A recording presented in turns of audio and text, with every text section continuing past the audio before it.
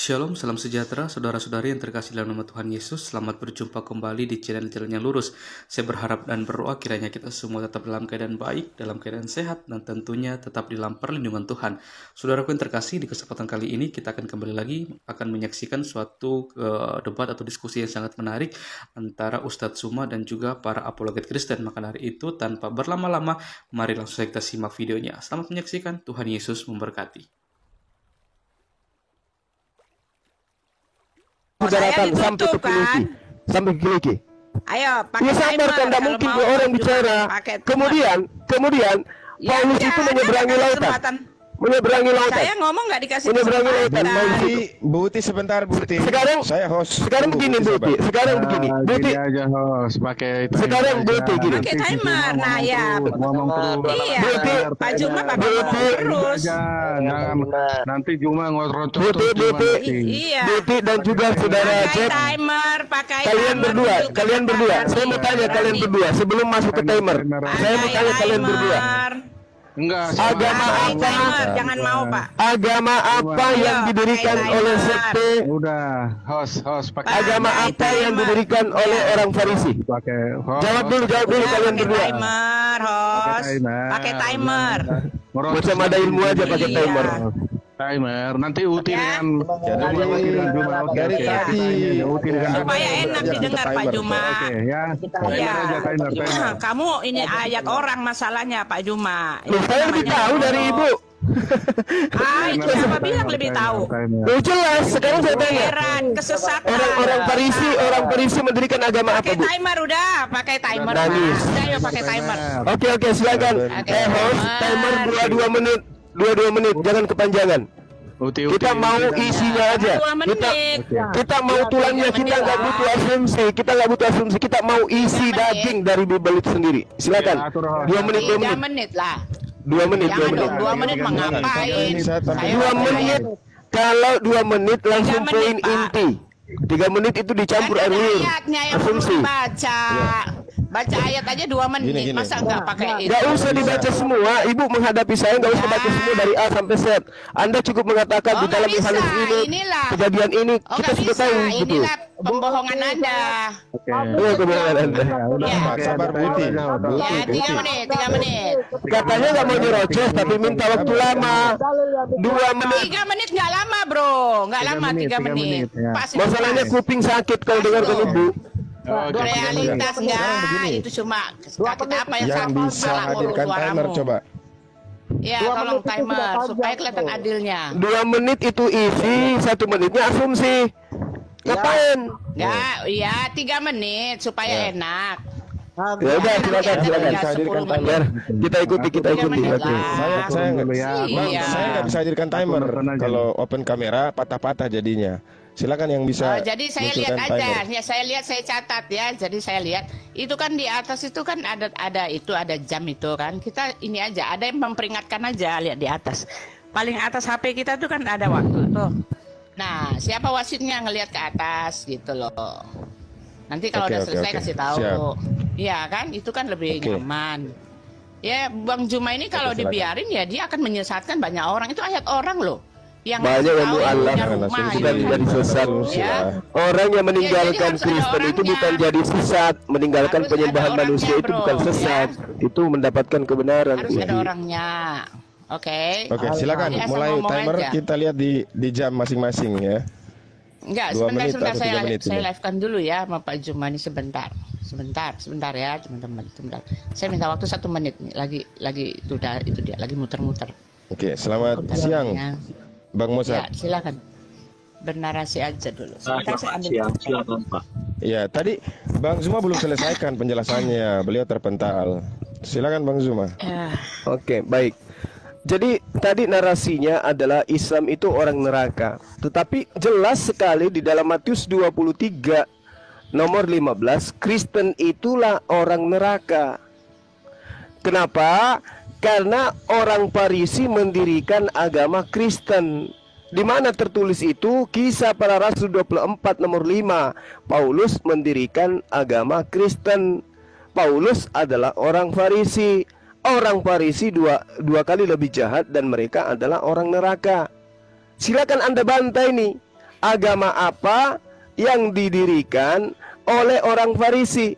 Kalau bukan Kristen, lalu agama apa? Sebutkan. Karena itu sudah sangat jelas tuh. Kisah Para Rasul 24 nomor 5. Paulus adalah dari sekte Nasrani. Kemudian di Kisah Para Rasul 23 nomor 6, Paulus adalah orang Farisi. Matius 23 nomor 15, kecaman Yesus kepada orang Farisi yang akan mendatangkan kesesatan kepada orang yang bertobat masuk ke menjadi pengikutnya, menjadi orang neraka, dan 2 kali lebih jahat daripada orang Farisi itu sendiri. Bahasan kita, saudara-saudara, pertanggungjawabkan ketika Yesus mengusir orang jahat. Enyahlah daripada aku, engkau semua adalah pembuat kejahatan. Matius 13 nomor 50, pembuat kejahatan dilemparkan ke neraka. Matius 23, 15, orang-orang Kristen yang dibentuk oleh orang Farisi menjadi orang neraka. Silakan. Ya, jadi ngawur ya. Enggak, saya masuk ini waktu saya 3 menit ya. Saya berhenti, saya harus jelas ya. Saya berhenti nanti di 11.01 ya, 11.01 saya catat ya. Jadi saya masuk ini karena tadi saya mendengar pernyataan langsung dari Bapak Story Maker ya, yang bertanya kepada Pak Juma ya, kenapa di dalam Al-Qur'an Zabur duluan baru Taurat ya, padahal sejarahnya kan, perjalanan sejarah itu ya, Zabur itu jauh setelah ada Musa gitu kan. Raja Daud itu jauh ya, di bawah dia itu anak cucunya Musa gitu ya.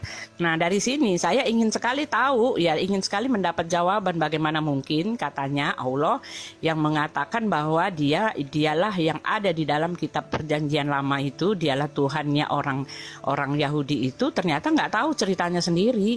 Ini harus kamu jawab, ini krusial sekali. Inilah yang membuktikan apakah betul itu wahyu Tuhan atau itu wahyu manusia yang digadangkan dari Tuhan. Saya menunggu itu. Tetapi yang saya lihat tadi, Anda sudah langsung kelojotan setengah mati, lari-larinya ke Paulus. Nah, kalau soal Paulus, Yesus sudah mengindikasikan mana nabi palsu, mana nabi yang betul. Ya, dan Paulus sama sekali tidak masuk dari kriteria nabi palsu yang Yesus katakan. Ya, justru Paulus itu dia menggenapi dari semua yang disebut tentang rasul-rasul yang berasal daripada Tuhan itu sendiri. Ya, bahkan dia juga menerima pengutusan dari Yesus. Jadi kamu itu asal serobot aja gitu. Pertanyaan saya harus kamu jawab itu, bagaimana mungkin Tuhanmu salah mengenai sejarah. Sedangkan di dalam Hud 120 dia mengatakan dia ada di dalam sejarah-sejarah itu. Itu loh yang harus kamu jawab. Dia ada di sejarah itu dan dialah yang memimpin sejarah di dalam orang-orang Yahudi itu.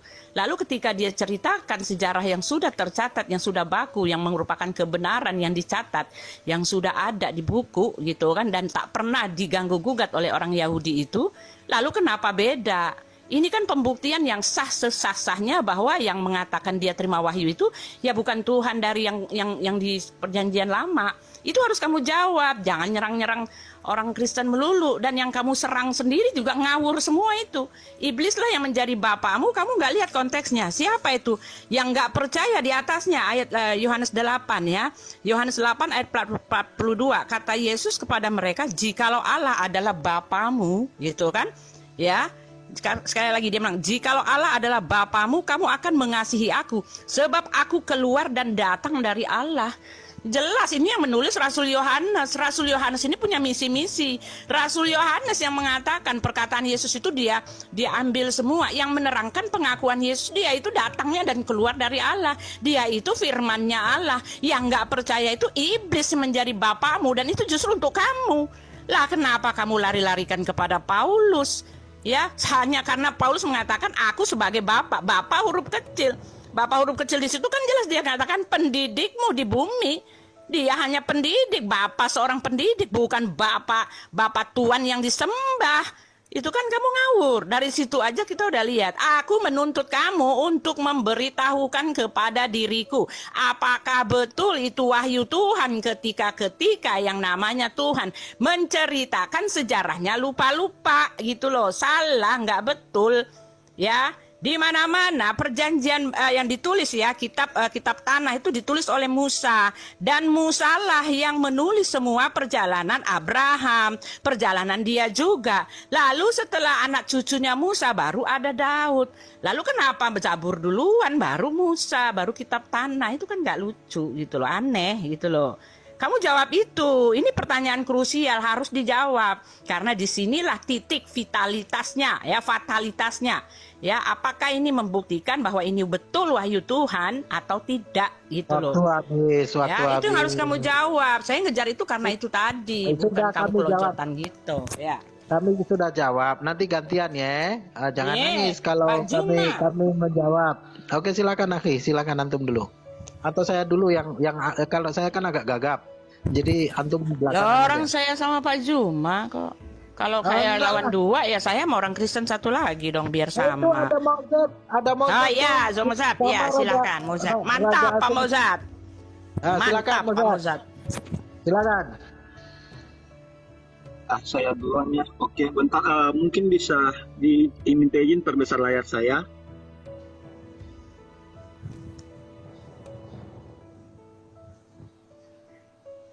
Oke, bentar saya open cam. Oke, saya ingin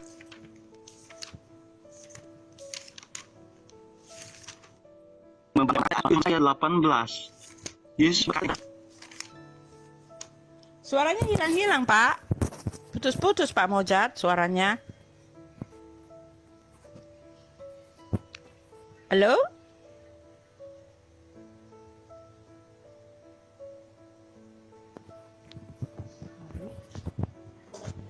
Halo Bang Mozart, putus-putus suaranya. Suara saya jelas. Nggak ada. Mozart. Suaranya nggak ada belum, Pak. Saya tutup kamera aja. Iya, tutup, Pak. Oh iya. Tes. Oke ya, saya tutup kamera aja kayaknya. Jadi begini biar jelas, di Matius 16 ayat 18, Yesus berkata begini, "Dan aku pun berkata kepadamu, engkau adalah Petrus, dan di atas batu karang ini, aku akan mendirikan jemaatku, eklesiaku, gerejaku, dan alam maut tidak akan menguasainya." Jadi jelas bahwa kekristenan itu dibangun dari Petrus, paus pertama. Kekristenan adalah Petrus, bukan Paulus. Nah, jadi tuduhan Bang Suma tadi bahwa Paulus yang menciptakan Kristen, tidak. Ini Yesus sudah mengatakan dia akan membangun jemaatnya. Lalu kita lihat apa kata Petrus kepada Paulus. Dalam kitab 2 Petrus 3 ayat 15, Petrus mengatakan begini dalam suratnya, "Anggaplah kesabaran Tuhan kita sebagai kesempatan bagimu untuk beroleh selamat, seperti juga Paulus, saudara kita yang kekasih, telah menulis kepadamu menurut hikmat yang dikaruniakan kepadanya." Petrus sendiri yang disuruh Yesus untuk membangun gerejanya Yesus tidak mengatakan Paulus sesat. Nah, tetapi apa yang Petrus katakan soal penyesatan, kita baca di 2 Petrus 2 ayat 1. Berbunyi begini, "Sebagaimana nabi-nabi palsu dahulu tampil di tengah-tengah umat Allah, demikian pula di antara kamu akan ada guru-guru palsu. Mereka akan memasukkan pengajaran-pengajaran sesat yang membinasakan. Bahkan mereka akan menyangkal penguasa yang telah menebus mereka." Petrus mengatakan dengan sangat jelas bahwa pengajaran sesat itu adalah pengajaran yang menyangkal penguasa yang telah menebus kita. Jadi asumsi Bang Suma mencomot ayat lalu mengatakan bahwa Kristen itu didirikan oleh Paulus sesat dan sebagainya, itu hanyalah hoaks atau asumsi. Soal Farisi tadi yang disinggung oleh Bang Suma tahu nggak Farisi itu apa? Farisi itu adalah sebuah denominasi dalam agama Yahudi. Nah, kata Farisi itu berasal dari kata prosim. Itu artinya penjelasan atau menjelaskan. Jadi Farisi itu artinya orang yang menjelaskan tentang apa? Tentang Taurat. Jadi di Yahudi itu ada denom Farisi, ada denom Saduki. Nah, itu bukan mereka yang membuat agama kekristenan. Oke, karena Matius 16 ayat 18, Yesus sudah mengatakan sangat jelas, "Petrus, kau akan membangun eklesiaku, jemaatku, dan alam maut tidak akan menguasainya." Dan Paus pertama kekristenan itu Simon Petrus, Pak. bukan Paulus. Oke, itu aja dari saya, Pak. Silakan. Oke. Silakan. Ini Bang jadinya Zuma. bukan 2 menit jadinya, tapi nggak apa-apa. Tiga Pak Musa jadinya 2-2, 3-3 Pak Musa dulu. Menit, Pak. mulai. Ya enggak, Jadi gini. adilnya gitu. Bu Uti gini. Supaya Bu Uti. adil. Apa yang Ibu terangkan itu Al-Quran sudah menguraikan. Di dalam Al-Quran jelas diterangkan bahwa tentang susunan daripada kitab Allah yang datang kepada para nabi itu dijelaskan Nabi Musa yang menerima Taurat. Al-Quran surah Al-Isra, Nabi Musa menerima Taurat. Kemudian diterangkan di ayat berikutnya Nabi Daud menerima Mazmur. Lalu kemudian diterangkan lagi berikutnya Isa menerima Injil. Anda mendapatkan di mana diterangkan bahwa Zabur duluan diturunkan baru Torah, itu di mana tertulis? Jadi jangan asal memfitnah. Kemudian saudara Mossad, Anda mengatakan pendiri Kristen itu Petrus. Ilmu dari mana Anda dapatkan? Petrus itu di dalam pengajaran Paulus sendiri, Galatia 2 nomor 8, jelas Petrus untuk orang-orang bersunat. Lalu kapan Petrus mendirikan gereja untuk orang-orang yang tidak bersunat? Sedangkan kitabnya Petrus di dalam pengajaran sebagai Yahudi, praktisi Yahudi, Yehezkiel 44 nomor 9, orang-orang yang tidak bersunat tidak boleh masuk ke tempat ibadahnya orang Yahudi. Lalu Petrus mendirikan gereja gitu. Cobalah Anda menggunakan narasi yang sehat dulu. Paulus sendiri mengatakan dalam Galatia 2 nomor 14, jelas sekali bahwa orang-orang yang tidak bersunat adalah orang yang hidup secara kafir. Apa mungkin Petrus mendirikan tempat ibadah untuk orang-orang kafir? Apa mungkin? Sementara dia mendapatkan pengajaran dari gurunya Yesus di dalam Yohanes 7 nomor 49, Yesus meneriakkan di tengah-tengah murid-muridnya bahwa orang-orang banyak ini yang tidak mengenal hukum Taurat adalah orang-orang terkutuk. Lalu kemudian Yesus berpesan kepada Petrus di dalam Matius 10 nomor 5 nomor 6, jangan engkau pergi ke tempat orang-orang yang tidak bersunat. Anda memfitnah dia, mendirikan sebuah gereja untuk orang-orang yang tidak bersunat. Anda keliru, Anda salah. Inilah sebabnya kenapa Anda dibolak-balikkan di dalam kitab saudara. Tidak mungkin kemudian Petrus murid Yesus ini mendirikan gereja tempatnya orang yang masuk tanpa mandi junub, tanpa basuh tangan, tanpa cuci kaki, tanpa bersunat. Tidak mungkin. Kenapa? Sudah dikecam orang-orang tidak bersunat itu dalam kitabnya. Yehezkiel 44 nomor 9, orang yang tidak motong kulupnya tidak boleh masuk ke tempat kudusku. Dan orang-orang yang tidak bersunat menurut Paulus adalah orang-orang yang hidup secara kafir. Oke? Makanya saya katakan kepada saudara, kalau Anda mengatakan bukan Petrus, bukan Paulus yang mendirikan agama Kristen, dihapuskan aja kisah para rasul. Ini kisah, dan kisah ini bukan kisah pejuang, bukan kisah si unyil. Ini adalah kisah rasul katanya. Kisah rasul yang ada dalam kitab saudara. Paulus itu dari sekte Nasrani, sekte Nasarios. Nah sekarang tunjukkan di mana disebut Petrus dari sekte Nasrani. Ada? Tidak ada. Paulus mengatakan dirinya di dalam Kisah Para Rasul 23 nomor 6. Dia katakan dirinya adalah orang Farisi. Yesus mengatakan di dalam Matius 23 nomor 12, orang Farisi akan mendirikan sebuah sekte di mana sektenya pemeluknya adalah penghuni neraka. Kurang apa lagi? Kurang akurat. Baca lagi baik-baik kitab saudara. Saya simpulkan 30 detik. Yesus mengatakan agama yang didirikan oleh orang Farisi pemeluknya adalah orang neraka.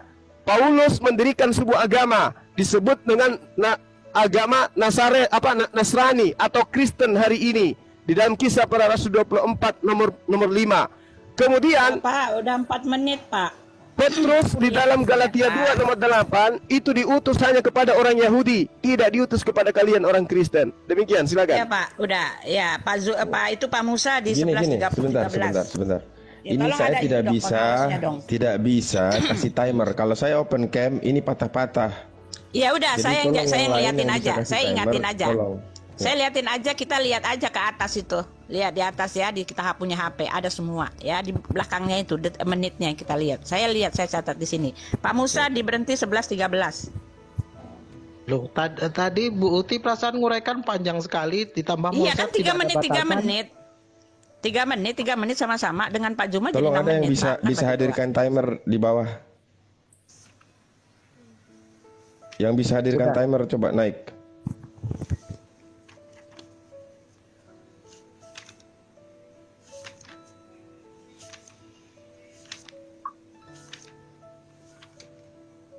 Udah Pak, begitu aja Pak, lihat aja. Ntar saya ingatkan. Oke, silakan. Iya, Oke, ya, ntar sudah. saya ingatkan. Nah, seperti apa yang dikatakan Bu Uti tadi dengan Mozart ya, bahwasanya yang mendirikan jemaat Yesus menjadi seorang Kristen itu adalah siapa tadi? Lupa saya, tiba-tiba lupa. Nah, Petrus. Petrus katanya. Tidak ada satupun yang dimana Petrus itu menjadi bagian murid Yesus, menjadi membawa sebuah kitab yang dimana gereja mengesahkan itu, bahkan membatalkan dari apa yang dituliskan oleh Petrus itu sendiri yang dinamai Injil Petrus. Nah, mari kita lihat siapa Paulus itu dan Kristen itu berasal dari mana. Ketika di Kisah Para Rasul 2:36 dikisahkan di sana. Jadi seluruh kaum Israel harus tahu dengan pasti bahwa Allah telah membuat Yesus yang engkau salibkan itu menjadi Tuhan dan Kristus. Berawal Yesus menjadi Tuhan, inilah Paulus dari Kisah Para Rasul 2:36. Itu jelas. Lalu kita akan tengok bagaimana Paulus membuat agama Kristen. Di Kisah Para Rasul 11:26, mereka tinggal bersama-sama dengan jemaatnya, yaitu 1 tahun lamanya sambil mengajar banyak orang di Antioquia. Murid-murid itu pertama kali disebut Kristen. Pertama kali. Jadi tidak ada si Petrus membawa agama Kristen. Tidak ada si Petrus mendirikan jemaat lalu dikata Kristen. Tidak ada. Semua berasal dari Paulus. Yang dimana Paulus mementahkan semua hukum-hukum yang Yesus sendiri bawa dari estafet kenabian yang berasal dari para nabi, yakni Musa alaihissalam. Nah, ketika Bu Uti mengatakan, wah, apakah Allah itu lupa memberikan informasi? Bukankah di dalam Bible pun demikian? Ketika ulangan itu ditulis jauh setelah Musa itu mati, apakah Musa itu mati lalu bangkit lagi lalu menulis ulangan itu yang dimana dia menceritakan atas kematiannya sendiri? Oke, saya rasa itu cukup. Oke, baik, silakan yang lain. Diperhatikan waktunya ya. Saya berhenti di 11.16 ya, pas mau 17 baru saya berhenti ya, karena itu pas genapkan jadi 3 menit. Ya, jadi jelas ya Pak Juma harus memberi jawab kenapa harus begitu ya. Karena jelas dikatakan Anda larinya tadi kepada bahwa Musa diberikan kitab Taurat ya, lalu Daud diberikan kitab Zabur, bahkan Injil ya, Isa diberikan kitab Injil, bahkan Allah sendiri mempunyai kitab ya yang di Lauh Mahfuz dan diturunkan kepada Nabi Muhammad secara berangsur-angsur selama 20 tahun. Nah, ketika Anda menyasar bahwa doktrin Anda atau pengajaran dari Allah yang mengatakan Musa diberikan kitab Taurat itu nggak ada di tempat kami, Pak. Tidak pernah Musa menerima satu kitab turun dari langit atau turun seperti diturunkan kepada Nabi Muhammad secara berangsur-angsur. Oh, tidak pernah. Jadi jelas ini bagaimana mungkin Anda mengatakan Tuhan Anda adalah Tuhan kami ketika dia salah memberitahukan informasi sejarah yang pernah dia lakukan bersama bangsa-bangsa orang-orang Israel terdahulu ya, sedangkan dia sendiri mengatakan dia ada di tempat itu. Ini yang harus merupakan pertanyaan krusial yang harus kamu jawab, kamu kasih klarifikasi. Karena kalau tidak terjawab, Anda harus menerima fakta bahwa itu jelas bukan dari Tuhan. Itu adalah bukan wahyu ya, itu adalah wahyu yang dari nabi Anda sendiri ya, karena hanya manusia manusia yang bisa salah. Tuhan tidak pernah bisa salah. Anda harus ketahui itu ya. Lalu Anda nyasar-nyasar ya. Yesus sudah bilang ya, saya sudah bilang juga bahwa Paulus tidak masuk ke dalam kriteria nabi palsu, ya kan? Betul-betul tidak masuk ke dalam kriteria nabi palsu. Ya, karena Yesus jelas mengatakan nabi-nabi palsu itu ya adalah kamu bisa lihat dengan dia ya, dia yang menyangkal ya, yang menjadi iblis itu adalah dia yang menyangkal di dalam Yohanes 8 tadi yang kamu gadang-gadangkan itu, yang menyangkal bahwa dia datang, Yesus itu datang dan keluar dari Bapa itu sendiri, yang menyangkal bahwa Yesus itu adalah firman yang keluar dari Bapa yang nuzul menjadi Yesus itu sendiri. Jelas ayat 8 itu, Yohanes 8 ditulis oleh Yohanes itu mengatakan seperti itu. Jadi iblis itu yang menjadi bapakmu ketika kamu menyelewengkan ayat orang gitu loh. Ya, lalu di dalam Kisah Para Rasul 26 dikatakan bahwa di Antiokhia lah Paulus memberi nama Kristen. Anda harus baca di dalam Kisah Para Rasul pertama ya. Di situ ketika Yesus sudah naik ke sorga, orang-orang sudah bersekutu, ya kan? Orang-orang sudah membentuk satu gereja. Sekali pelayanan 3.000 orang dibaptis ya, terus menerus, sehingga terbentuklah satu pengajaran yang didirikan atau yang diajarkan oleh para rasul, yaitu Rasul Petrus yang menjadikan kepalanya. Tetapi belum ada gelarnya, belum ada namanya, tetapi persekutuan yang disebut Kristen itu sudah ada sejak awal. Anda baca itu ya, pertumbuhan gereja itu luar biasa, pesat sekali. Lalu di Antiokhia baru ada namanya, yaitu Kristen, artinya pengikut Kristus. Ya, itu yang harus Anda ketahui ya. Jadi Anda ini ngawur sengawur-ngawurnya bro ya, ngaco ya. Lalu apalagi tadi ya, Anda mengatakan bahwa jadi seluruh ya Pak Musa, jadi seluruh manusia harus tahu ya bahwa Kristus ya, Tuhan telah di situ menjadi mengangkat Kristus sebagai Israel. Tuhan gitu kan. Nah, Israel, ya itu bukan ya. Bu. Jangan Ya, dibeli, Israel Bu. harus tahu. Ya, ini Israel harus tahu. Itu Anda tak harus tahu, ya. Tuhan itu ketika Yesus dia naik ke sorga, disitulah Yesus mengatakan segala kuasa telah diberikan kepadaku. Matius 28, ya kan, baik di bumi dan di sorga. Itulah sebabnya dia disebut Tuhan, karena dengan kematiannya segala keselamatan tidak ada di dalam siapapun juga, sesuai dengan yang dibicarakan oleh Petrus sendiri. Dan Oke. keselamatan Waktu tidak ada habis di sudah. dalam siapapun juga, ya. Ngawur Oke, ya, bagus. percaya ngawur. Bang, Silakan. ini coba hadirkan timer tolong. Bang siapa tadi? Bang Royce. Ya, oke. Oke, giliran saya ya. Saya langsung Oke. aja. Oke, Ya, silakan. silakan timer berjalan. Timer Jadi mulai. memang jelas bahwa Suma dan Pak Musa ini mereka comot-comot ayat.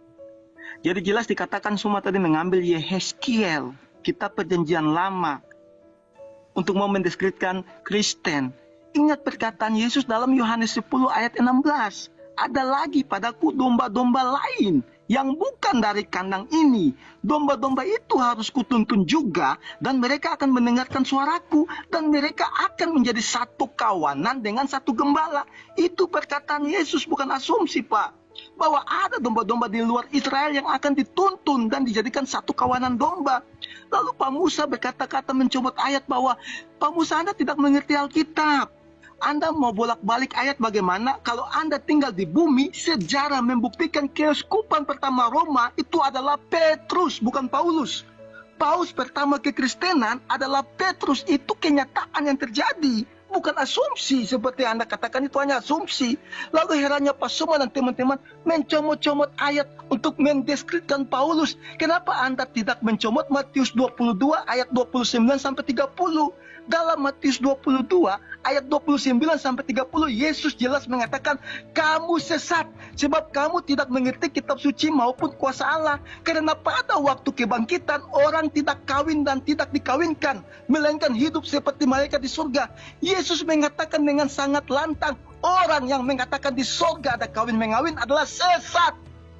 Itu perkataan Yesus dalam Matius 22 ayat 29 sampai 30. Anda tidak paham kitab suci, Anda comot-comot ayat Yehezkiel, naik Yehezkiel itu sebelum digenapinya Yeremia 31 bahwa perjanjian baru akan Tuhan tulis. Taurat itu akan dituliskan dalam loh hati manusia, bukan lagi seperti pada kitab-kitab yang dibawa Musa keluar dari bangsa Mesir. Itu dalilnya Yeremia 31 ayat 31. Jadi ketika Yeremia 31 ayat 31 itu digenapi, apa Yesus katakan? Dalam Yohanes 10 ayat 16, ada lagi domba yang bukan dari kawanan ini, yang harus kutuntun juga. Jadi kekristenan tidak stuck hanya di Israel. Itu perkataan Yesus sendiri. Oke, jelas? Jadi kalau mau memakai perkataan Yesus, jangan hanya comot satu perkataan Yesus. Comot perkataan Yesus yang lain. Dan Simon Petrus tadi sudah saya kasih ayat 2 Petrus 3 ayat 15. Dia mengatakan Paulus itu tidak sesat. Yang dia katakan sesat itu adalah orang yang menyangkal Tuhan telah menebus mereka. Terdapat dalam suratnya 1 Petrus 2 ayat pertama. Itu perkataan Petrus semua. Jadi Anda jangan hanya mencomot-comot ayat, Anda tidak paham. Ingat, keuskupan pertama, ini sejarah, ini kenyataan. Keuskupan pertama, kekristenan, paus pertama adalah Simon Petrus, bukan Paulus. Itu dari saya, terima kasih. Oke, waktu habis. Silakan dibikin waktunya 6 menit, nanti bagi dua, Bang Zuma sama Bang Musa. Oke, silakan Bang Zuma. Ya, baik. Jadi tidak ada bantahan ya tentang Paulus ya, kecuali hanya keluar-keluar saja. Pembuktian Paulus itu dari sekte Nazaret, oke, di dalam Kisah Para Rasul yang saya jelaskan. Kemudian pembuktian di dalam Galatia 2 nomor 8, Petrus untuk orang-orang bersunat.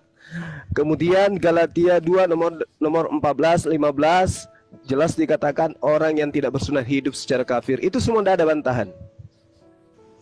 Lalu kemudian Anda mengatakan, Buti mengatakan, Tuhan Anda adalah bukan Tuhan kami. Loh, ia mengatakan Tuhan kami, Yesus siapa?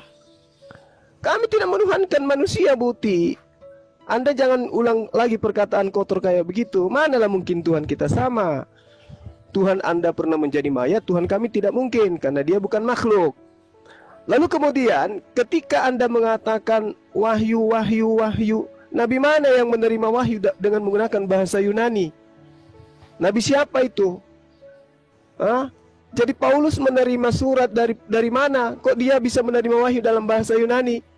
Yesus menerima wahyu itu, bahkan kalau diceritakan di dalam cerita Paulus sendiri, dia bercerita kepadaku dalam bahasa Ibrani. Nah, Yesus saja bercerita kepada Paulus menurut pengakuan Paulus, Yesus menyampaikan firman menggunakan bahasa Ibrani. Kok tulisan Paulus bahasa Yunani semua? Dan kenapa diperuntukkan kepada orang non-Yahudi? Itu yang perlu saudara pahami. Kemudian ketika Anda berbicara nabi-nabi palsu, Paulus di dalam Kisah Para Rasul 13 nomor 1 dikatakan sebagai nabi. Dan dikatakan bahwasanya Yesus berpesan kepada murid-muridnya, waspada supaya jangan ada yang menyesatkan kamu, sebab banyak orang yang akan datang dengan memakai namaku dan mengatakan akulah Mesias, dan mereka akan menyesatkan banyak orang. Siapa yang menyesatkan banyak orang yang ada setelah Yesus terangkat ke langit? Siapa? Sementara kejadian itu Yesus katakan, dan semua itu akan ditanggung oleh angkatan ini. Berarti angkatan ini berarti sesama dengan Yesus. Lalu kemudian dikatakan dalam kitab saudara, jadi apabila kamu melihat pembinasa keji berdiri di tempat kudus, menurut firman yang disampaikan oleh Nabi Daniel, para pembaca hendaklah memperhatikannya, maka orang-orang yang di Yudea haruslah melarikan diri ke pegunungan. Ini kapan terjadinya ini? Kapan terjadinya orang-orang Yudea itu harus lari ke gunung? Kapan? Kapan? Ini Yudea ini, kapan? Sudah terjadi. Kapan itu? Pada saat Paulus membantai mereka.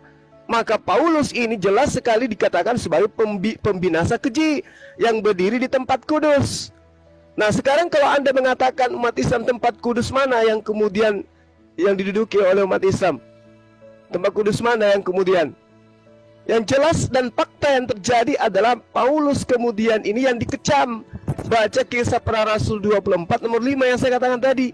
Saya bukannya mencomot-comot, saya hanya memberikan intisari aja, ya, bahwa Paulus itu adalah orang Farisi, Paulus adalah orang yang mendirikan Kristen, dan orang Kristen itu akan masuk ke dalam neraka. Bantai itu, silakan saudara Ali Musa. Silakan Bang Agus. Saya sebenarnya geli debat sama orang-orang Kristen ini ya. Hanya mengatakan, kamu tidak tahu, dan hanya comot-comot ayat. Namun ketika kalian memaparkan dari apa yang menjadi keimanan kalian untuk meyakinkan kami bahwasanya Yesus itu adalah Tuhan, kalian juga comot-comot ayat. Ya, tidak ada satupun dari kalimat-kalimat yang kalian bantah dari ayat per ayat, melainkan hanya sebuah comot-comot yang dimana kalian asumsikan tidak sesuai dengan pengajaran para nabi itu sendiri. Nah, ketika Yesus mengajarkan untuk manusia menyembah Allah lah satu-satunya yang benar, datang Paulus menjadikan Yesuslah sesembahan dan Tuhan bagi orang-orang Kristen itu sendiri. Ajaran dari nabi yang mana? Dan semenjak kapan pula Allah memerintahkan ataupun mengutus nabi dari bangsa Yunani untuk bangsa Israel sehingga ada kitab suci yang bertuliskan yang berbahasa Yunani. Nah, jikalaulah Kristen itu benar dan menjadikan Yesus itu tokoh utama sebagai penebusan dosa, namun di situ tidaklah dikata penebus bagi Kristen, melainkan bagi orang banyak, bukan untuk Kristen. Lalu Kristen mengatakan bahwasanya hanyalah Kristen yang dapat selamat. Selamat dari mana? Sedangkan Yesus sendiri tidak pernah mengajarkan agama yang namanya Kristen. Apalagi persoalan-persoalan tentang apa yang tertulis di dalam Wahyu maupun yang ada di dalam surat-surat Paulus. Dan masih ada ya, saya gugup kalau pakai timer ini. Nah, terus perihal masalah kekuasaan kata si Moses tadi ya. Dia ngarang bebas. Ketika Yesus sendiri berkata, ketika seorang ibu mendatanginya untuk memintakan bagi kedua anaknya untuk duduk di sebelah kiri dan sebelah kanannya saja, Yesus tidak mampu memberikannya. Jikalau dia Tuhan, tentu dia akan dengan lapang mengatakan silahkan duduk. Tapi Yesus berkata, cawanku memang akan kamu minum, tapi untuk duduk di sebelah kiri dan sebelah kananku, aku tidak berhak memberikannya. Hanya Allah saja yang dapat memberikannya bagi siapa yang ia kehendakinya. Lalu di mana letak kekuasaannya? Jadi kalau cerita masalah comot-comot, kalian comot-comot dan kalian artikan sendiri, kalian simpulkan sendiri yang terlepas dari konteks, terlepas daripada ajaran para nabi. Oke, monggo, silakan. Oke, waktu habis. Silakan dibagi 2 lagi ya, 6 menit. Ya, Silakan. saya duluan ya. Jadi benar ya, Pak Musa ini kata Pak Musa ini ngawur ya. Pak, Anda pula belum punya ilmu Pak, kemana-mana ya kayaknya ya. Ya, kami orang Kristen percaya ya, tahu banget apa yang Anda pakai itu cuma orang-orang yang nggak berilmu ya. Ya, lalu Anda mengatakan tadi ya, Tuhan Anda bukan Tuhan kami, Tuhan Anda itu makhluk. Nah, ini yang namanya tepu-tepu, cocokologi. Ya, kami mempunyai Alkitab, Perjanjian Lama, Perjanjian Baru, dan Perjanjian Lama, Perjanjian Baru itu bercerita tentang karya Bapa kami Elohim ya, yang diklaim oleh Tuhan Anda bahwa dia adalah Elohim. Kenapa harus mengklaim bahwa dia adalah Elohim? Karena dia sendiri mengatakan kitab-kitab yang dulu itu adalah cahaya, kitab-kitab yang dulu itu adalah kebenaran, lalu ingin ada di sana. Tetapi ketika dia menceritakan sejarah yang dia konfirmasikan ya di dalam Taha 133 itu ya, dia mengatakan bahwa dia ada di dalam sejarah, lalu bukti-buktinya ada di sejarah, ternyata salah semua ya.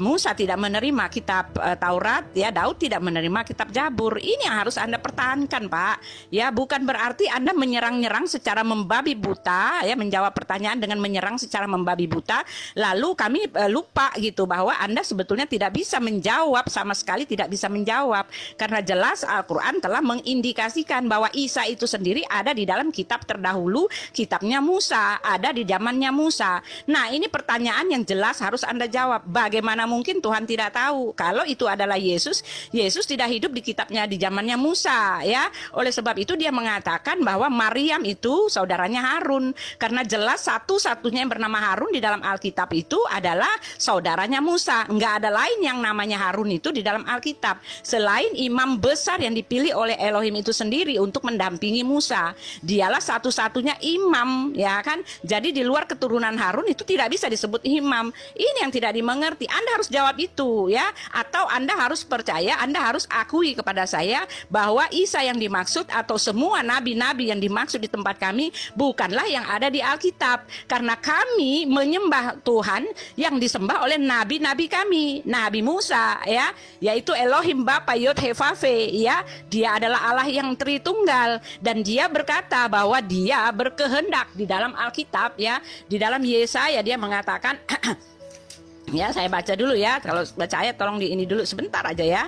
Ya, dia berkehendak untuk menyelamatkan umatnya dengan menebus umatnya. Dan ketika dia telah menebus umatnya di dalam Yesaya 46 ayat 9, ingatlah hal-hal yang dahulu. Tolong diberhentikan dulu Pak. Masa itu ya, ingatlah hal-hal yang dahulu sejak purbakala, bahwa ya kan akulah Allah yang tidak ada yang lain.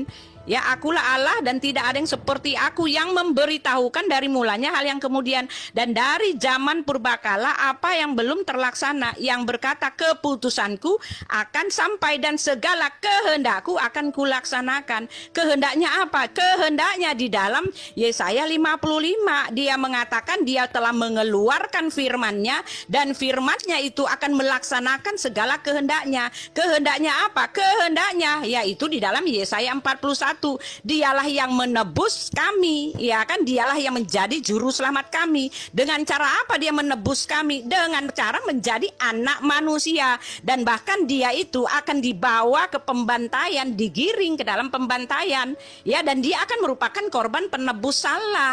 Ini Tuhan yang kami sembah, Tuhan Elohim Bapa yang berkarya lewat penyelamatannya di dalam diri Yesus Kristus. Dan ketika dia telah menyelamatkan umatnya, keselamatan hanya ada di dalam diri Yesus Kristus. Oleh sebab itu dia disebut Tuhan penguasa alam semesta ini, karena keselamatan tidak ada di dalam diri siapapun juga. Ini yang Anda tidak ketahui. Jadi jangan Anda mau comot Tuhan kami lalu Anda mengatakan Yesus bukan Tuhan kami. Yesus itu datang dan keluar dari Bapa, sehingga iblislah yang menjadi bapakmu Pak Juma ketika kamu tidak percaya akan hal ini gitu ya. Silakan Pak Sem. Silakan Pak itu Pak Mozab. Iya, jadi mau Anda keluar-keluar bagaimanapun Bang Suma dan Bang Musa, ini kenyataan. Saya bilang ini kenyataan. Paus pertama kekristenan itu adalah Simon Petrus. Jadi Anda mau berkeluar-keluar tuh seperti begini. Anda mengatakan bahwa kemerdekaan Indonesia itu bukan 17 Agustus 45. Padahal kenyataan yang terjadi itu kemerdekaan Indonesia itu 17 Agustus 45. Yang saya ngomong ini kenyataan. Paus pertama kekristenan, keuskupan pertama kekristenan di Roma adalah Simon Petrus. Lalu Anda kuat-kuat dengan Paus, ingat Kisah Para Rasul 9, saya baca ya Kisah Para Rasul 9 dari ayatnya yang ke 11. Tuhan datang di Ananias, Yesus datang di Ananias pergi untuk melegalisasikan Paulus, bahwa dia akan memakai Paulus. Dalam ayat ke-13, jawab Ananias, Tuhan, dari banyak orang yang telah kudengar tentang orang itu, betapa banyaknya kejahatan-kejahatan. Ananias juga tidak mau Paulus ini pakai Tuhan. Tetapi pada ayat 15, tetapi firman Tuhan kepadanya, pergilah sebab orang ini adalah alat bagiku untuk memberitakan namaku. Tuhan sudah mempersiapkan sesuatu untuk Paulus, dan itu juga dilegalisasi oleh murid-murid Yesus yang lain. Saya lebih percaya orang yang makan dan tidur bersama-sama dengan Yesus daripada Anda yang mencoba mencari kesalahan Alkitab. Tentu saja apa yang Anda katakan itu salah. Jelas bahwa Simon Petrus mengatakan Paulus itu saudara kita yang juga diberikan hikmat yang sama. Lalu Anda bawa Yunani, bahasa Yunani. Anda lihat pada hari Pentakosta pertama Roh Kudus turun, semua murid-murid itu bisa berbagai macam bahasa. Saat itu Yunani adalah bahasa internasional. Yesus mengatakan, jadikanlah semua bangsa muridku.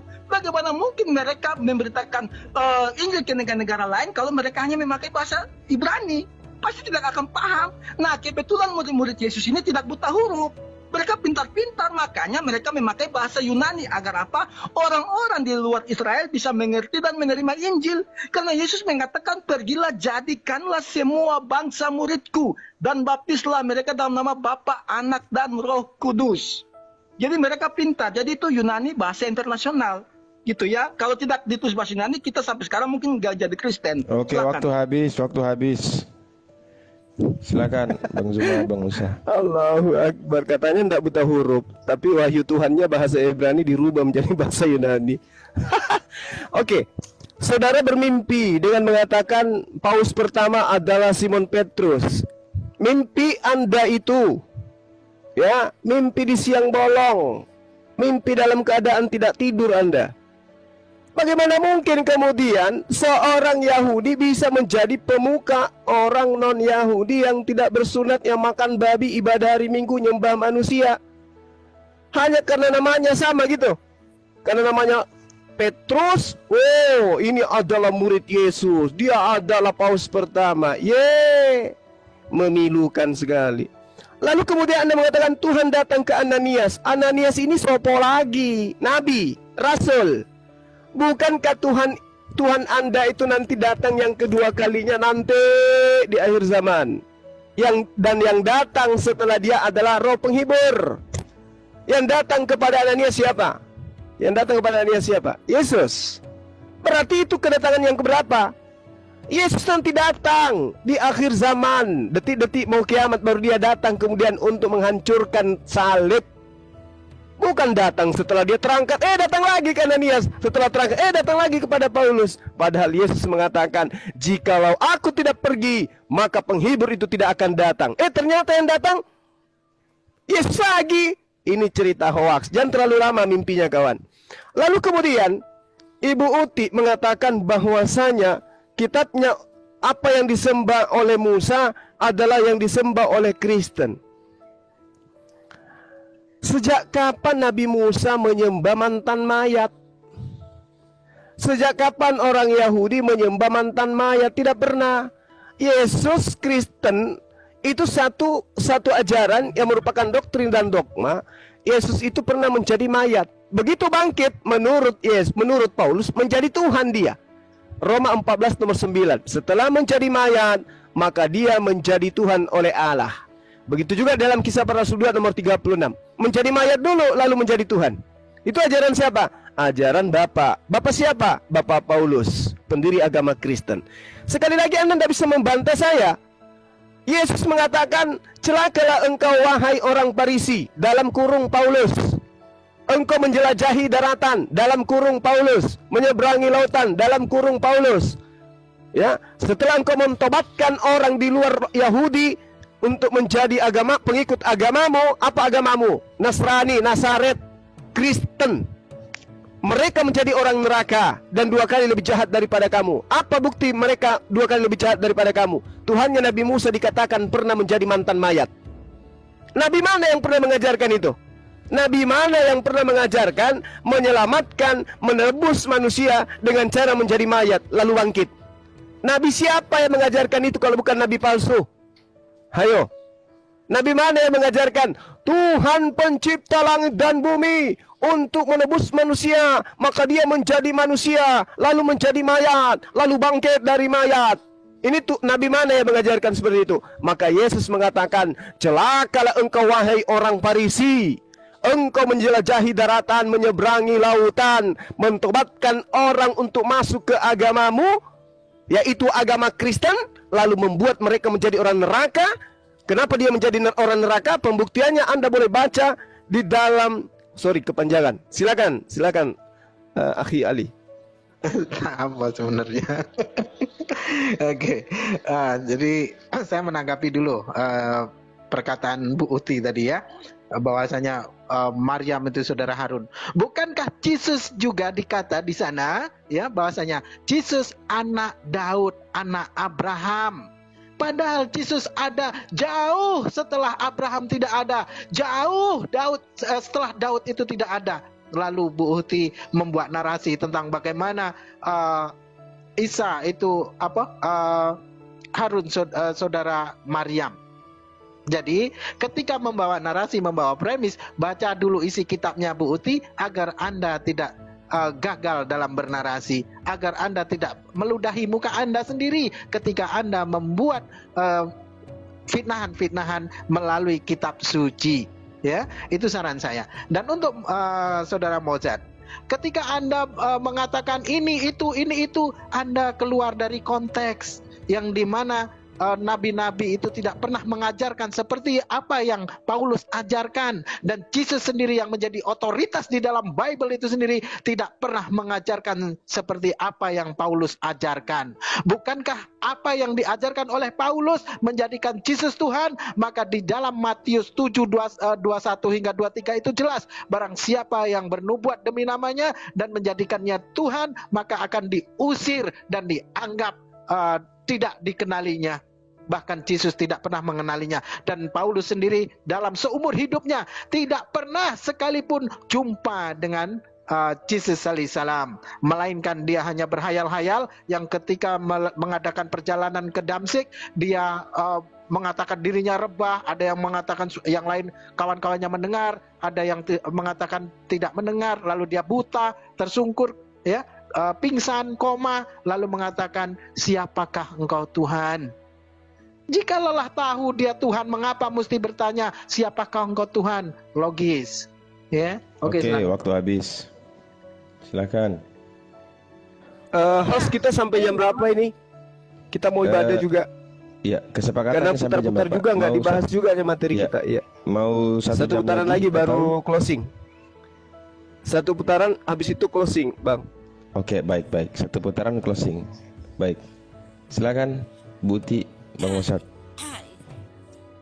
Ya, jadi jadi jelas ya, Anda minta satu putaran karena jelas satu hal yang harus Anda terima dari kenyataan ini, bahwa Anda tidak bisa mengatakan bahwa Nabi Isa itu dia adalah Yesus Kristus, karena jelas Nabi Isa itu digambarkan secara literasi di dalam Al-Qur'an yang diklaim sebagai wahyu Allah, dia itu adalah saudaranya Harun. Lalu Pak Musa mengaku pintar tetapi itu. Kenapa? Karena karena dia mengatakan bahwa Yesus sendiri dikatakan anak Daud.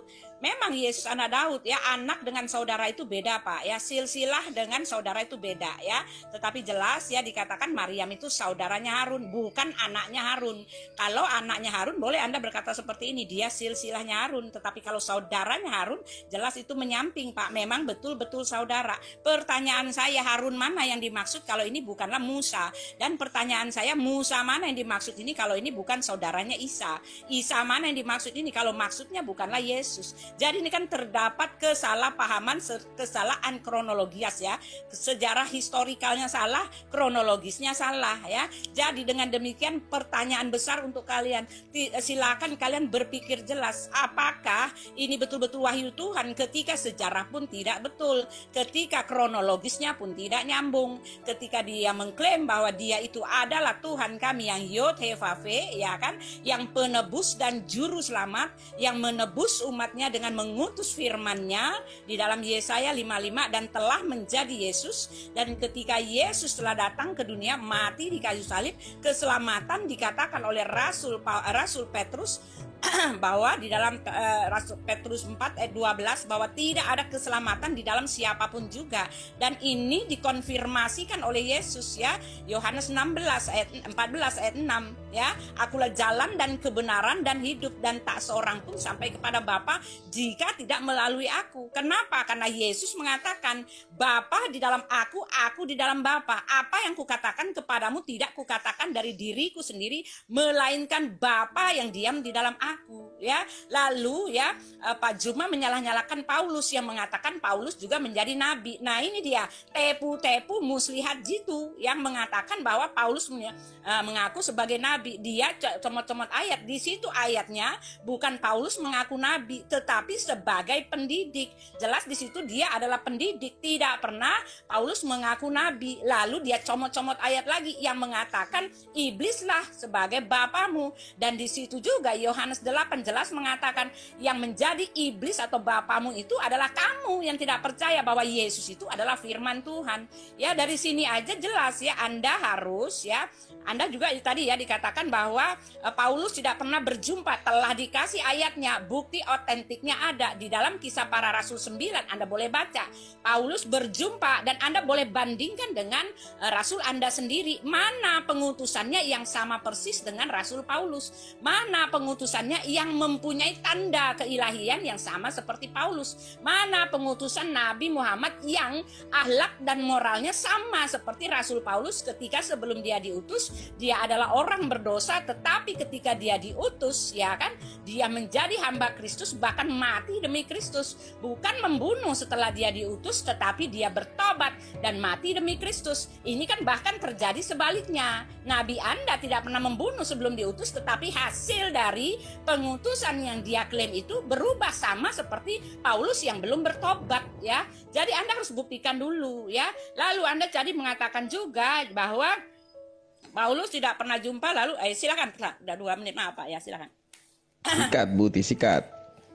Ya, saya lanjut aja. Jadi cuma tidak baca Alkitab, cuma ayat. Kisah Para Rasul tadi saya ambil, dibaca ayatnya yang ke-10. Di Damsyik firman Tuhan datang kepada Ananias itu melalui suatu penglihatan. Jadi Tuhan kami itu maha kuasa, bisa memberikan penglihatan. Bukan seperti yang semua asumsikan bahwa turun kedua kali kiamat. Ini dalam penglihatan kepada Ananias, murid Tuhan Yesus di Damsyik. Nah, lalu kepada Bang Mualaf Musa, Anda yang tidak pernah baca Alkitab, nabi-nabi mana yang mengajarkan seperti Paulus? Nih saya kasih. Dalam Imamat 5 ayat 15, Musa mengajarkan penebusan harus oleh korban. Korban penebus salah, itu dalam Imamat. Nah, tetapi korban itu dilakukan terus-menerus. Tuhan menyempurnakan itu dalam Sakaria 9 ayat 11. Penebusan satu kali untuk selamanya akan dilakukan oleh darah Tuhan itu sendiri. Dalam perjanjian lama Sakaria 9 ayat 11. Oke, itu sangat jelas. Dan Yesus mengatakan dengan sangat jelas di Lukas 22 ayat 20. Yesus mengangkat cawan dan berkata, inilah darah perjanjianku, darah yang dicurahkan untuk pengampunan dosamu. Jadi tidak ada yang bertentangan dengan yang Paulus ajarkan. Itu sudah sangat jelas. Dan tadi juga Anda tidak bisa, Anda mengutip-ngutip perkataan Yesus yang lain. Kenapa Anda tidak berani membahas perkataan Yesus tadi di Matius yang saya katakan, Matius 22 ayat 30, Markus 25 ayat 25. Yesus mengatakan jika ada orang yang mengajarkan di surga ada kawin-mengawin, orang itu sesat. Itu juga perkataan Yesus yang kenapa kalian tidak mempercayai perkataan Yesus yang itu. Jadi sudah sangat jelas apa yang Paulus ajarkan tidak bertentangan dengan Musa, dengan nabi-nabi terdahulu, apalagi dalam Nabi Yesaya. Yesaya mengajarkan dengan sangat lantang Tuhan sendiri yang akan datang menjadi penebus manusia. Orang mengira Tuhan, orang itu terkena kutuk, padahal dosa kita yang ditanggung oleh Tuhan itu sendiri. Jadi tidak ada pertentangan yang dikatakan oleh nabi-nabi terdahulu maupun Yesus dengan apa yang Paulus ajarkan. Itu dalil-dalil yang telah saya berikan. Terima kasih. Oke, waktu habis. Jadi langsung closing statement ya Bang Zuma. Ya, Mau langsung kami closing tanggapi statement? dulu. Oke. Habis itu closing. Oke, siap. Ya. Berarti habis ini langsung closing Bu Uti sama Bang Mozart ya. Iya. Oke, silakan Bang Zuma. Iya. Jadi perbedaannya gini. Akhlak baginda Rasulullah Muhammad SAW, penyembah-penyembah berhala, banyak Tuhan, itu kemudian mengajarkan menyembah hanya satu Tuhan. Akhlak Paulus, orang-orang yang sudah menyembah satu Tuhan, diajarkan menyembah 3 Tuhan. Itu akhlak. Ya, itu ajaran yang diajarkan kemudian 2 oknum ini. Lalu kemudian akhlak Rasulullah, korban itu menggunakan hewan. Akhlak Paulus, korban menggunakan manusia, yaitu Yesus. Jadi kalau Anda mengatakan pertentangan ajaran para nabi, Musa mengorbankan hewan, Paulus mengorbankan siapa? Manusia. Namanya siapa? Yesus. Dan itu disetarakan dengan hewan, dikatakan sebagai anak domba. Nah, kemudian yang ingin saya katakan kepada kalian berdua, kalau dikatakan Paulus itu bukan nabi, lalu dari mana dia dapat pengajaran? Kalau dia bukan nabi, dia menulis 14 buku itu ilmunya dari mana? Karena hanya nabi yang menerima wahyu. Kalau bukan nabi, dia tidak menerima wahyu. Kalau Anda mengatakan bahwa apa yang dituliskan oleh Paulus itu bukan wahyu, barulah dikatakan Paulus bukan nabi. Tapi kalau Anda katakan tulisan Paulus itu adalah wahyu, berarti dia nabi. Permasalahannya nabi mana yang menerima wahyu dalam bahasa Yunani? Kan gitu. Nah sekarang Anda membawa orang-orang yang tidak mengerti kitab suci yang mana yang Anda maksud? Apakah Yesus pernah menceritakan tentang kisah para rasul? Yesus pernah menceritakan tentang Markus, Matius, Yohanes? Pernah? Nggak ada. Apakah Yesus pernah menceritakan tentang cerita-cerita Paulus, Rasul Paulus? Tidak pernah. Berarti kitab suci yang dimaksud oleh Yesus adalah kitab suci yang kalian tidak paham. Apa itu? Kitabnya orang Yahudi yang menggunakan bahasa Ibrani. Kalian yang tidak paham, makanya kalian salah sembah. Itu yang dimaksud oleh Yesus. Lalu kemudian ketika dikatakan bahwa saya kawin mawin, yang diceritakan dalam Matius 22 itu di hari kebangkitan. Itu bukan di surga. Padang mahsyar dan surga itu beda.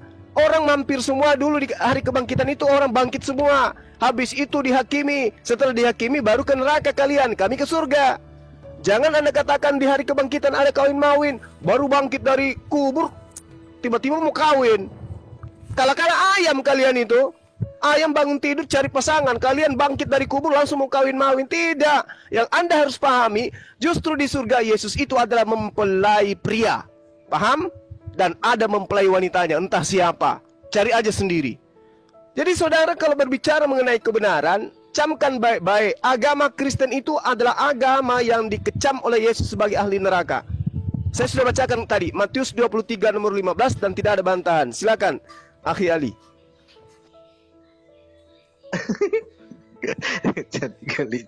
Jadi orang bangkit langsung minta kawin.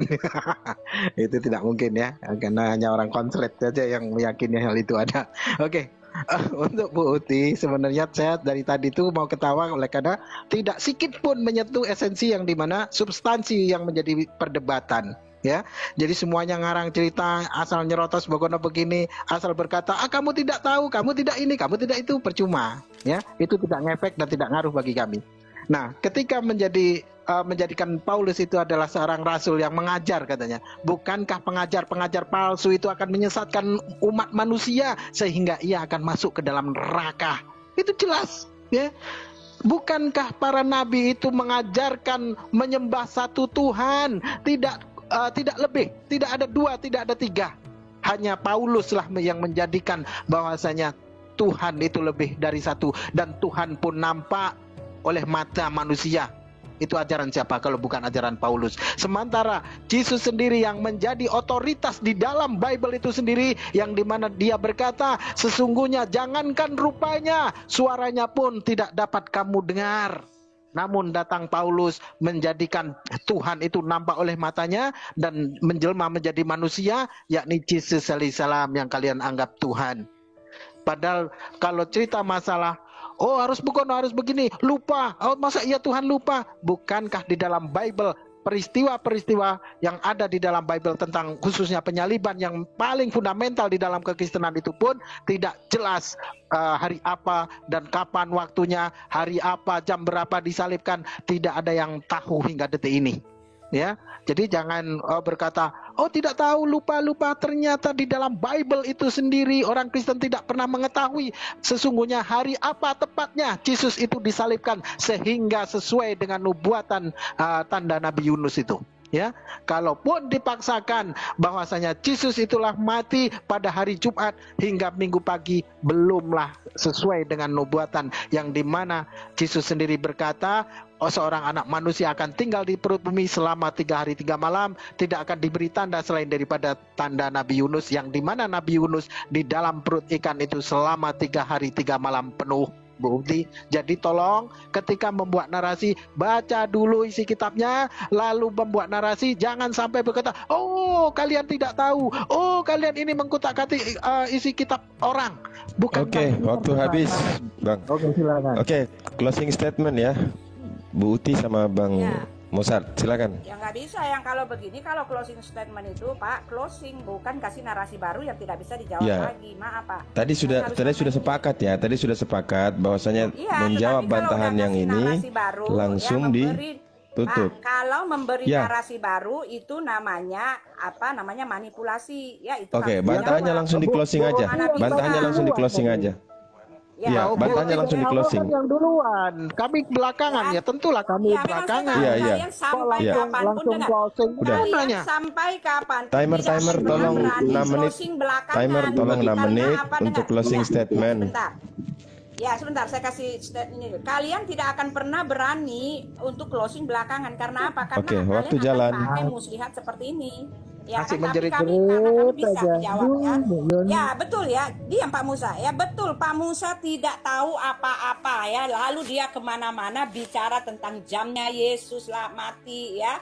Lalu bicara tentang kematiannya menurut apa tuh? Menurut 3 hari. Ngawur kemana-mana. Anda kemana-mana Pak. Yang Anda harus jawab tadi. Kenapa saya berkonsentrasi? Karena saya ingin tahu apa jawaban kalian untuk kesalahan kronologis ini. Karena untuk bicara tentang Paulus, Alkitab telah mengindikasikan nabi-nabi palsu itu adalah dia yang menentang penguasa yang telah menebus mereka itu. Siapa yang telah menebus mereka? Yaitu Yesus Kristus ya. Yesus Kristuslah yang disebut penguasa. Penguasa itu artinya Tuhan. Yesus itu telah diangkat. Kalian sendiri mengatakan dialah Tuhan yang telah menebus kalian itu. Itu tipikali yang paling jelas. Lalu Yesus sendiri telah mengatakan nabi-nabi palsu itu dari buahnya. Buah apa yang diambil dari pertobatannya ketika dibilang diutus Tuhan. Rasul Paulus ketika dia diutus, dia orang yang jahat. Ya, dia berbuat bakti kepada Tuhannya dengan berbuat jahat karena dia pikir masuk sorga. Ya, tetapi ketika dia diutus, dia bertobat. Dan ini kan tadi saya sudah bilang berbanding terbalik dengan apa yang dilakukan oleh Nabi Anda. Ketika dia diutus, dia dia membunuh, ya, dia berperang, dia angkat perang. Sedangkan ini ya mengangkat perang, membunuh itu telah ditinggalkan oleh Rasul Paulus ketika dia bertemu dengan Yesus. Lalu Anda katakan tadi ya akhlak itu adalah menyembah satu Tuhan. Itu bukan akhlak bro, itu pengajaran. Akhlak itu artinya tabiat. Moral itu artinya sifat ilahi ya. Apakah dia berakhlak ketika Anda mengatakan ya bahwa Rasul Paulus rasul palsu, lalu ketika dia terima Yesus, diutus oleh Yesus, dia bahkan tidak menikah. Dia mampu menguasai nafsunya itu. Ya, tetapi kan berbanding terbalik dengan Nabi Anda gitu loh. Nabi Anda ketika dia belum diutus, dia itu ya kan, dia itu setia dengan satu istri. Tetapi setelah dia diutus, apa yang jadi? Anda ngomong sendiri dah, ya kan. Lalu Rasul Paulus itu dia hidup, dia makan tidak hasil dari pelayanan. Ya, dia bahkan bekerja sebagai penyamak tenda. Nabi Anda dia menerima 5% dari rampasan perang, Pak. Jadi Yesus banyak sekali ya perbedaan bagai bumi dengan langit. Yesus itu ya telah mengkonfirmasikan dari buahnya. Buah apa yang dilakukan dari buahnya itu setelah dia bertobat? Ternyata beda banget dengan Rasul Paulus dengan Nabi Anda. Itu dia ya, masih banyak cuma waktunya gak cukup. Silakan Pak. Siapa Pak? Iya, Silakan. iya. Jadi Bang Suman ini memang karena berusaha mau menangkis, tapi jadi artinya ini sendiri, hancur sendiri. Jelas ayatnya pada hari kebangkitan tidak ada kawin mengawin seperti malaikat di surga. Memang di surga itu dari zaman penciptaan sampai kapanpun tidak ada kawin mengawin. Kok Anda maksa, padang mas apa? Seperti malaikat di surga memang tidak ada kawin mengawin dari dulu, sekarang dan selama-lamanya. Lalu Anda mengatakan, kan sudah saya katakan imamat itu korban untuk sementara. Anda baca ketika kejatuhan Adam dan Hawa ke dalam dosa, dalam Kejadian 3 ayat 15 dicatat dan dibaca. Kemenangan akan dosa untuk selama-lamanya harus dari keturunan Hawa, bukan keturunan domba. Dan Tuhan mengulanginya lagi itu di Sakaria 9 ayat 11. Keturunan Hawa itu nanti memakai darahnya Tuhan. Oleh karena darah perjanjianku itu Tuhan sudah katakan. Dan Yesus juga sudah katakan di kitab Lukas yang saya berikan tadi, darah perjanjian yang Tuhan maksud di Sakaria itu adalah darahnya dalam tubuhnya Yesus itu.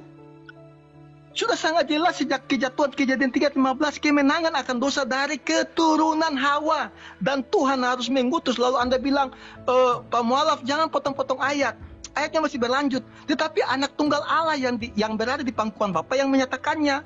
Jadi memang kita tidak bisa melihat ilahinya Tuhan, tetapi anak yang menyatakannya. Bagaimana artinya 1 Samuel 3 ayat 21, Tuhan menampakkan diri melalui perantaraan firman-Nya.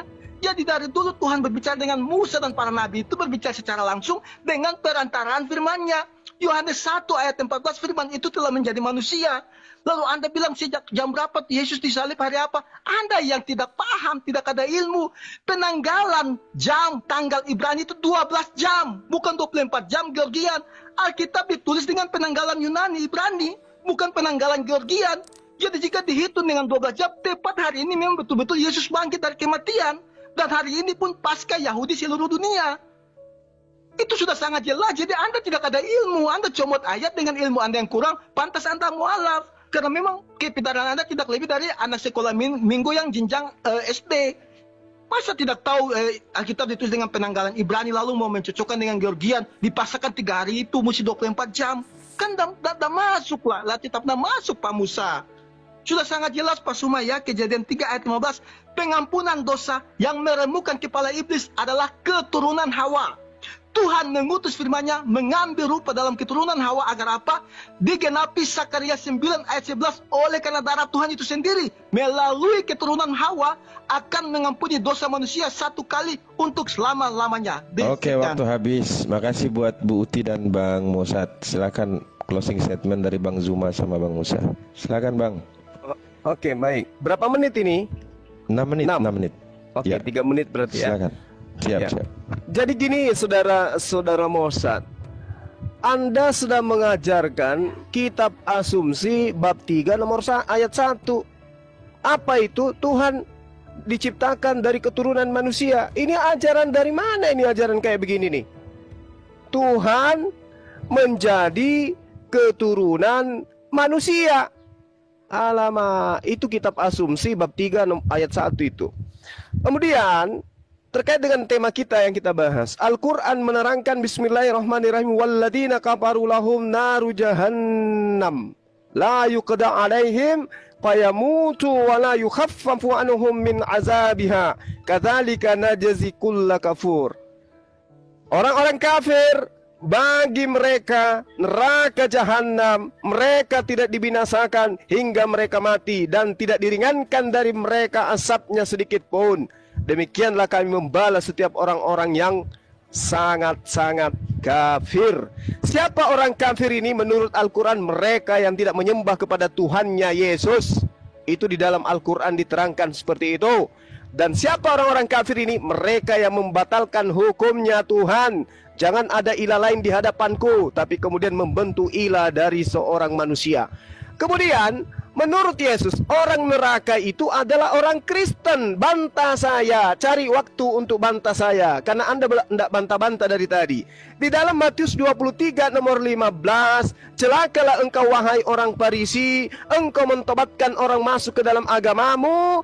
Agamamu wahai orang Farisi adalah agama Kristen. Tertulis dalam Kisah Para Rasul 24 nomor 5. Jadi orang Farisi celaka itu adalah pendiri agama Kristen di dalam Kisah Para Rasul 24 nomor 5. Dan orang Farisi ini adalah Paulus. Kisah Para Rasul 23 nomor 6. Ingkut sempurna. Saya tidak comot ayat, karena saya tidak mungkin membacakan kalian kitab Kejadian sampai kitab Wahyu sampai selesai. Cukup dagingnya aja yang saya tanyakan kepada kalian. Ingat cluenya. Ingat cluenya.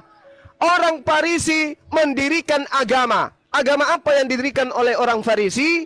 Tanya Budi. Jawabannya ada di Wati. Wati mengatakan dalam Kisah Para Rasul 24 nomor 5 bahwa Paulus orang Farisi mendirikan agama Kristen. Catat itu, bingkai di kamar besar-besar, supaya Anda sadar kalian adalah penghuni neraka menurut Yesus, bukan menurut Bang Suma. Ingat poin kedua.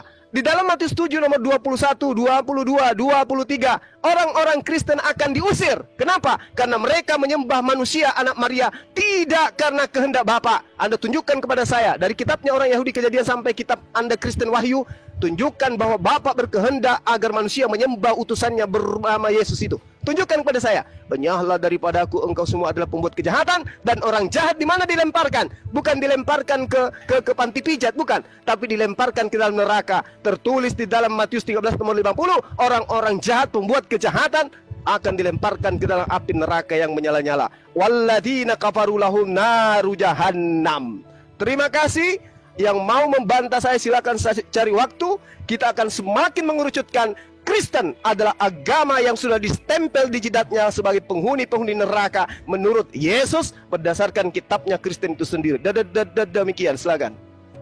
Silakan Bang Musa.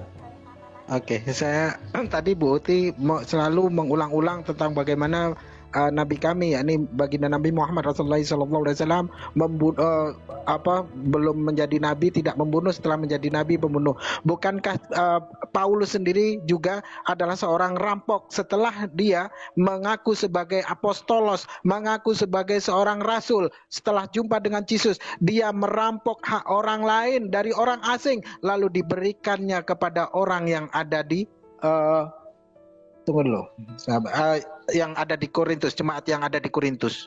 Jadi bagaimana ketika Anda bercerita tentang akhlak Nabi orang lain, namun Anda sendiri tidak membaca terlebih dahulu siapa sesungguhnya sejarah yang orang yang Anda jadikan apostolos, Anda jadikan rasul itu.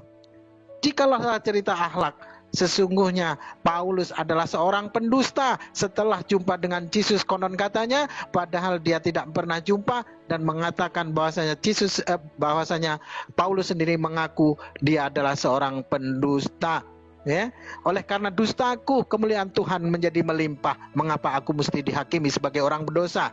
Dan seandainya pemberitaan Kristus diberitakan dengan bermaksud palsu ataupun tidak, aku tetap bersuka cita. Sesungguhnya orang-orang yang pendusta menurut Yesus, maka dia akan dicampakkan ke dalam neraka. Itu jelas, ya. Jadi kalian pengikut para apostolos palsu, para pengikut nabi palsu, pengikut rasul palsu yang mengajarkan, di mana dia mengajarkan untuk menyembah manusia anak Maria. Oke, itu saja. Oh, masih ada. Oke, Lanjut masih ada lagi. berapa detik? Sayang lagi, nyerocos terus untuk Bu Uti. Kita bali-bali dulu. Jadi apa yang dikisahkan Bu Uti tadi, semuanya ngarang cerita, exegesis yang tidak ada nyata. Dia ambil kitabnya orang Yahudi, lalu dia comot-comot, dia artikan sendiri, tidak sesuai dengan apa yang menjadi pemaknaan orang-orang Yahudi sendiri, yang notabene mereka lah yang mempunyai kitab, dan orang Kristen mencaplok dari kitabnya orang Yahudi untuk mendukung ketuhanan Yesus alaihissalam. Oke. Terima kasih banyak ya teman-teman yang sudah hadir. Terima kasih Bang Zuma, Bang Musa, Ibu Uti. Kita cukupkan diskusi kali ini. Insya Allah nanti ketemu di lain kesempatan ya. Kita tutup dengan doa kafaratul majlis. Subhanakallahumma bihamdi asyhadu an la ilaha illa anta astaghfiruka wa atubu ilaik. Assalamualaikum warahmatullahi wabarakatuh. Waalaikumsalam warahmatullahi wabarakatuh. Oke, saudaraku yang diberkati dan dikasihi oleh Tuhan kita Yesus Kristus, kita bersama-sama telah melihat serta menyaksikan bagaimana keberlangsungan satu diskusi atau debat yang sangat menarik dan juga sangat seru untuk kita simak, yang dimana lagi-lagi Ustadz Suma ini kepanasan dibuat Bang Erben sama Raja Debat. Karena apa? Karena setiap data dan argumentasi yang dibawakan oleh Ustadz Suma, semuanya itu bisa dibantah dan dipatahkan oleh teman-teman para apologet Kristen. Dan sebaliknya, setiap data dan juga argumentasi yang dibawakan oleh teman-teman apologet Kristen itu tidak bisa dibantah dan dipatahkan kebenarannya oleh seorang Ustadz Suma. Karena memang setiap data yang mereka bawakan, semua itu pasti berbeda cara mereka mentafsirkan dan cara mereka memahami dan mengerti tentang iman Kristen itu sendiri. Karena memang dalam diskusi ini kalau kita melihat hanya terlalu banyak membahas tentang iman Kristen daripada membahas tentang iman Ustadz Suma seperti itu. Karena kalau kita membahas iman Ustadz Suma, pasti dia akan framing kembali, akan membahas tentang kebenaran firman Tuhan itu sendiri. Tapi luar biasanya bagaimana teman-teman para apologet Kristen ini dipakai Tuhan secara luar biasa dengan hikmat yang dipenuhi oleh Tuhan, sehingga mereka bisa meluruskan setiap kebenaran-kebenaran firman Tuhan yang disalahpahami, disalahgunakan, dan diputarbalikan oleh seorang Ustadz Suma yang merasa diri lebih baik, lebih benar dalam dia mentafsirkan dan mengerti serta memahami tentang isi Alkitab itu sendiri. Dan pastinya akan ada yang kepanasan, sama seperti Ustadz Suma. Pada akhirnya dia sendiri kepanasan dengan apa yang dia bawakan, dengan apa yang dia terima dari teman-teman para apologet Kristen mengenai pertanyaan dan juga narasi serta argumentasi yang dibawakan oleh teman-teman para apologet Kristen. Dan hal inilah yang patut kita syukuri.